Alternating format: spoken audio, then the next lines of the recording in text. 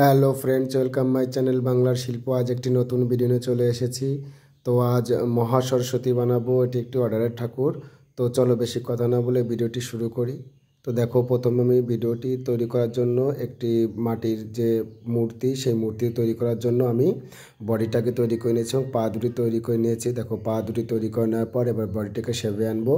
তো বডির ওপর দিকটা যেহেতু চওড়া হবে, তার জন্য ওপর দিকটা আমি চওড়া করে নিচ্ছি এবং কোমরের দিকটা একটু চিকন হবে, তো সেদিকে আমি চিকন করে নিচ্ছি। তো দেখো, তোমরা বুঝতে পারছো নিশ্চয়ই এখানে পেট হবে, যার জন্য আমি পেটের ওইখানটা একটা খাঁজ করে নিলাম। এবার ওপরের দিকটা দেখো মাটি দিয়ে নিলাম, মাটি দেওয়ার পর এবার পেটের দিকটাতে আমি মাটি দিয়ে নিচ্ছি। দেখো, তো এই দেখো কোমরটা আমি তৈরি করে নিয়েছি। কোমরটা যেহেতু আমি দেখাতে পারলাম না একটু প্রবলেমের জন্য, তো আমি কোমরটা তৈরি করে নিয়েছি। কোমরটা তৈরি করে নেওয়ার পর বডিটা তৈরি করে নিয়েছি। বডিটা তৈরি করে এবার আমি ওইখানে একটু মাটির প্রয়োজন ছিল ডান পাশটায়, তো এখানে মাটি দিলাম একটু দিয়ে এবার আমি জল দিয়ে প্রত্যেকটা জায়গায় প্লেন করে দিচ্ছি বা লেবেল করে দিচ্ছি। দেখো, উঁচু নিচু কোথাও যাতে না থাকে তার জন্য আমি প্লেন বা লেবেল করে দিয়েছি জল দিয়ে।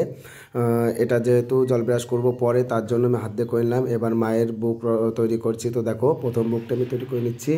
প্রথম বুকটি তৈরি করছি। প্রথম বুকটি তৈরি করার সময় তোমাদের অবশ্যই খেয়াল করতে হবে দ্বিতীয় বুকটির জন্য প্রথম বুকের মতো সমান হয়, ছোটো বড়ো যাতে না হয়। সেটা তো আমি প্রত্যেকটা ভিডিওতে তোমাদের এরকম বলি। দেখো, আমি প্রথম বুকটা করে নিচ্ছি এবং বারবার হাত দিয়ে সেটাকে প্লেন করে বা লেবেল করে নিচ্ছি। তো দেখো, দ্বিতীয় বুকটি তৈরি হয়ে গেছে। তৈরি হয়ে যাওয়ার পর এবার আমি জল ব্রাশ করে নিচ্ছি, কারণ জল ব্রাশ করলে কাজটি ফিনিশিং হবে যেহেতু, তার জন্য আমি জল ব্রাশ করে নিচ্ছি। দেখো, পায়ের ওখানটা জল ব্রাশ করলাম।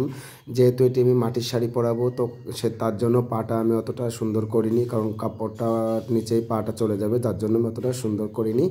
তো দেখো, আমি জল ব্রাশ করে নিচ্ছি প্রত্যেকটা জায়গায়, কোথাও যেন বাকি না থাকে। তো জল ব্রাশ করে নেওয়ার পর এবার আমি মায়ের বাঁ দিকে নিচের হাতটা তৈরি করছি। তো এই হাতটায় মায়ের বেদ ধরা থাকবে।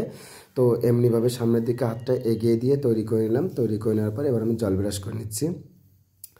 আমি প্রত্যেকটা কাজ করার পরে কিন্তু সেখানে জল ব্রাশটা করে নিই, কারণ জল ব্রাশটা না করলে সেটা ক্লিন হয় না বা দেখতে সুন্দর হয় না বা প্লেন হয় না।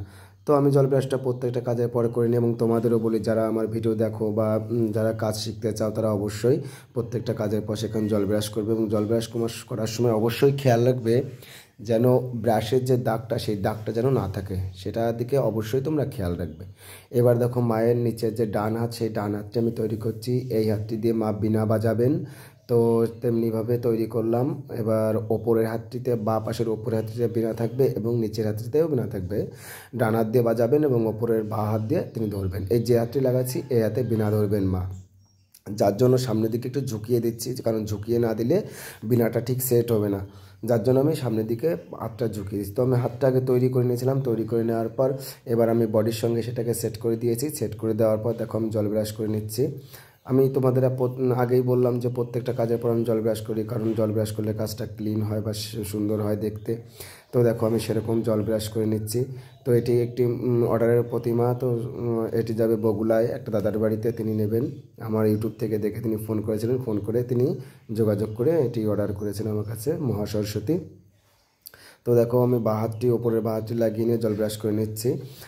তো এটার আবার দুটো হাঁস হবে এবং সেটি আমি কালকে করব এবং আঙুলগুলিও কালকে লাগিয়ে দেখাবো এবং মাটির যে কাপড়টি হবে সেটাও কালকে লাগিয়ে দেখাবো। এবার দেখো, ডান হাতের ওপরের যে হাতটি, এই হাতটিতে মুক্তা মালা দেওয়া থাকবে। তো সেই হাতটি তৈরি করে নিলাম মায়ের। সেই হাতটি তৈরি করে নেওয়ার পর এবার আমি জল ব্রাশ করে নিচ্ছি। স্বাভাবিকভাবে জল ব্রাশটা করে নিচ্ছি। দেখো, জল ব্রাশটা করলাম। জল ব্রাশ করে নেওয়ার পর এবার মায়ের মুখ লাগানোর জন্য গলাটি লাগিয়ে নিলাম। গলাটি লাগিয়ে নেওয়ার পর এবার দেখো, মায়ের মুখটা আমি লাগিয়ে নিয়েছি। কত সুন্দর লাগছে মুখটা, সুন্দর একটি মুখ লাগিয়েছি।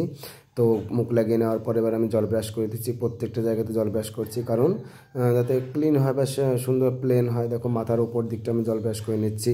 তো যখন তোমরা মুখ লাগাবে অবশ্যই খেয়াল করবে মুখটা যেন সামনের দিকে ঝুঁকে না যায় বা পেছন দিকে হেলে না যায়। খেয়াল রাখবে যাতে সামনের দিকে, মানে মুখটা যেন সোজাসুজি থাকে বা সুন্দর দেখতে হয়। সোজাসুজি না থাকলে কিন্তু, সামনের দিকে ঝুঁকে থাকলে মনে হবে নিচুর দিকে তাকিয়ে আছে, আর পেছন দিকে হেলে গেলে কিন্তু মনে হবে যেন সামনে উপর দিকে তাকিয়ে আছে। তো মুখটা লাগানোর সময় অবশ্যই তোমরা খেয়াল করবে। এবার দেখো, মায়ের কানটি আমি লাগিয়ে নিচ্ছি। তো ফ্রেন্ডস, আজকে যারা নতুন আমার চ্যানেলে এসেছে তাদের কাছে অবশ্যই আমি রিকোয়েস্ট করছি যে আমার ভিডিও দেখে যদি তোমাদের ভালো লাগে তাহলে অবশ্যই সাবস্ক্রাইব করে দেবে। সাবস্ক্রাইব করে দেওয়ার পর পাশে থাকা বেল আইকনটি প্রেস করে দেবে যাতে আমার সমস্ত ভিডিও তোমাদের কাছে চলে যায়। আর আমার এই ভিডিওটি তোমরা যারা কাজ শিখতে চাও তারা অবশ্যই না টেনে সম্পূর্ণ ভিডিওটি দেখবে। ভিডিও যদি ভালো লাগে তাহলে অবশ্যই লাইক, কমেন্ট, শেয়ার করবে, কারণ তোমরা যত কমেন্ট করবে তত আমাদের ভিডিও করার ইমপ্রেশনটা বেড়ে যায়। তো দেখো, আমি মায়ের মূর্তিটি সম্পূর্ণ তৈরি করে নিয়েছি। এরকম মূর্তি যদি তোমাদের কারো প্রয়োজন থাকে তাহলে অবশ্যই ডেসক্রিপশন বক্স থেকে নাম্বার নেওয়ার সঙ্গে কন্ট্যাক্ট করতে পারো। পরবর্তী ভিডিওর জন্য অপেক্ষা করো, ততক্ষণ ভালো।